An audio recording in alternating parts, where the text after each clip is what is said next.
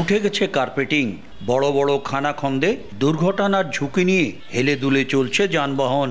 বৃষ্টিতে কাদা পানি আর রোদে ধুলায় নাকাল পথচারী সহ যাত্রী। নীলফামারীর কিশোরগঞ্জের নওডাঙ্গা হয়ে কালুরঘাট নতুন বাজার থেকে কাচারি বাজার পর্যন্ত প্রায় 4.5 কিলোমিটার সড়কের পুরোটাই চলাচলের অনুপযোগী। এই সড়ক দিয়ে প্রতিদিন হাজারো মানুষ ও যানবাহন চলাচল করে। দীর্ঘ 6 থেকে 7 বছর ধরে কোনো সংস্কার না হওয়ায় চরম ভোগান্তিতে এলাকাবাসী। রাস্তাটা খুব ভাঙ্গা, ঠিক আছে, গাড়ি ঘোড়া অনেক ভাঙি যাচ্ছে, বেয়ারিং ভাঙেছে। মানুষ যাতায়াত চলাচলের জন্য খুবই সমস্যার দুর্ভোগের শিকার হচ্ছে।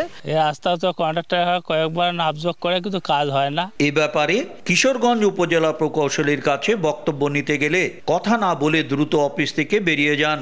জেলা নির্বাহী প্রকৌশলীও ক্যামেরার সামনে কথা বলতে চাননি।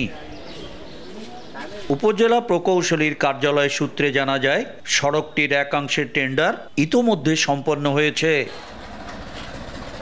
শাকির হোসেন বাদল, সময় সংবাদ, নীলফামারী।